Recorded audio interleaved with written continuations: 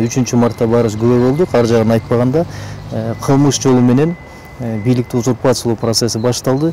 Бүгүнкү күнү конституциялык төңкөрүш башталды деп айтсак болот. Бул боюнча биз тийиштүү сотко да кайрылганат турабыз бирдиктүү күч менен. Мына 3 мартта конституциянын жаңы долбоорун эмес, конституция боюнча референдум жөнүндө мыйзамды кабыл алышып биринчи окуудан.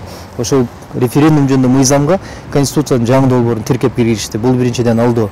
Экинчиден ушу жаңы конституциянын иштеп чыгуу процесси, процедурасы, нормалар баардыгы бузулду. Кайрылуубуз 4 талап болот. Бул биринчиден легитимсиз парламент таркаш керек. Экинчи, легитимсиз парламентти бюджеттен каржылоо токтошу керек. Үчүнчүсү, президент Жапаров тез аранын ичинде жаңы парламенттик шайлоону жарыялаш керек.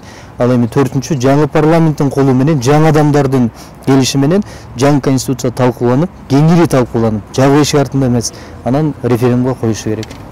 Эгерде бул конституция кабыл алынып иштеп кала турган болсо, анда бул мамлекет үчүн улуттук шермендечилик болот. Анткени конституция деген бул ар бир мамлекеттин визиттик карточкасы, визитная карточкасы да. 11 апрелде эгерде референдум коюп турган болсо, биз 11 марттан баштап агитация жүргүзүшүбүз керек. Мисалы, кабыл алуу үчүн же болбосо каршы деген мыйзам боюнча. Биз качан агитация жүргүзөбүз? Эгерде булар азыр кабыл алынса, борбордук шайлоо комиссиясы эч кандай даярдыкты жүргүзбөсө, 35 күнгө чейин борбордук шайлоо комиссиясы бүт жерге жайнап жүрүш керек.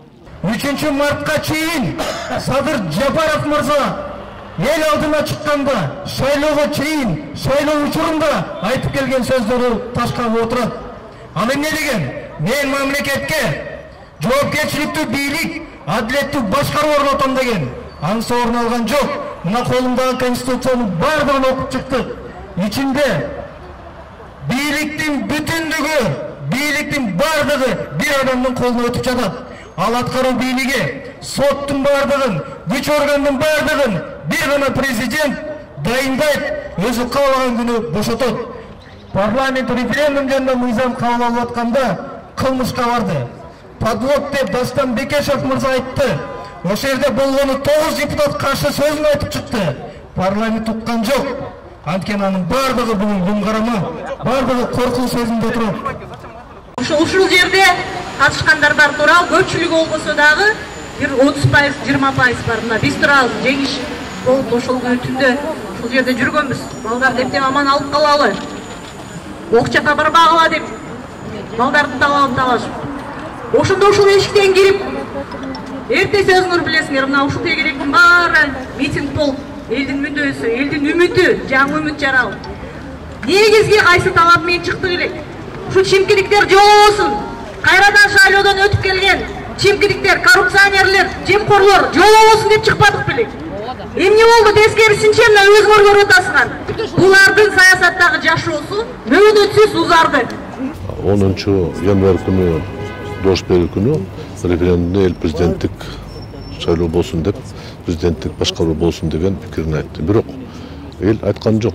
Бир күндө мыйзамды бузуп кабыл алгы деп айткан жок. Ошондуктан мен ойлоп атам, эгер депутаттар токтотушун эмгек аракетине, азыр тез арада жаңы шайлоо дайындап, жаңы жогорку кеңештин курамы келип, конституциялык реформа өткөрсө, ошондо ыңгайлуу болот эле да. Мен 4 жыл депутат болгом. Туура депутаттык учурда, кээ учурда бирөө кнопка басат. Бирөө бирөсүндө мынчалык болгонду мен көрүп кеттим.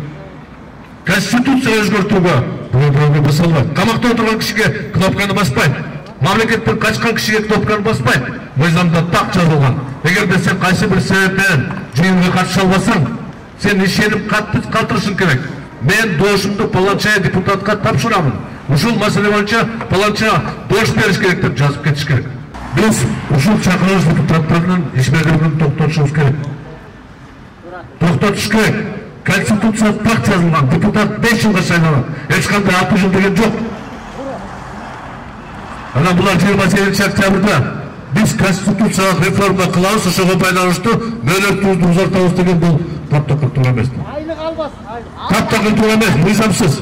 Эртеңден баштап Кудай кааласа, бирдиктүү күч менен партиялар, саясатчылар, коомдук ишмерлер менен биргеликте парламенттен ар бир депутаттын персонально сотко беребиз. Президент Жапаровду сотко беребиз. Узурпация власти боюнча. Бүгүн парламенттин депутаттары Жаштардын, биздин балдарыбыздын келечегине балта чапты. Жаштар буларды эч качан кечирбейбиз. Siz şaylığına gelatkanda söz bergeniz. 3 aydan keyin reformalardan jıyıntığın sezesinger degensiz. 3 ay öttü. 3 aydan keyin siz ayttınız. Reformalardan jıyıntığın 5 aydan keyin görösünger dedinger. 5 ay öttü. Daha bir interview berdiniz. Sizler, hurmattуу Kırgız elin, reformalardan jıyıntığın anın mayanaсын жарым жылдан кейін көресіңер дедіңер. Мен сіз менен бетме-бет дебатқа чакырып жол алған емесмін. Мына аргасыздан Ак үйдүн алдында журналисттер аркылуу кайрылууга туура келип атат. Сиздин бийликке келгениңизге жарым жыл болду. Эч нерсе өзгөргөн жок. Эмне реформа болду? Эч нерсе болгон жок. Сиз атаган жаңы кадрлар келет дедиңиз. Бишкекте bir günde 3 merde almaştırdınız. Mamlekette önüktürüm degen adam göz karaşı bolsu, maksatın tuğra koysu, tuğra adamdı tandap, el talaşpağanday kılıp bikip vermek. Anın orduna göçödön gelgen bir şuluğundu, bir ayaldı caqa çap, kılmışçı kozgulgan adamdı. Munitsipaldık bank kurat eken, jakşı ideyası bar eken dep sonuçladınız. Bu prezident için uyat.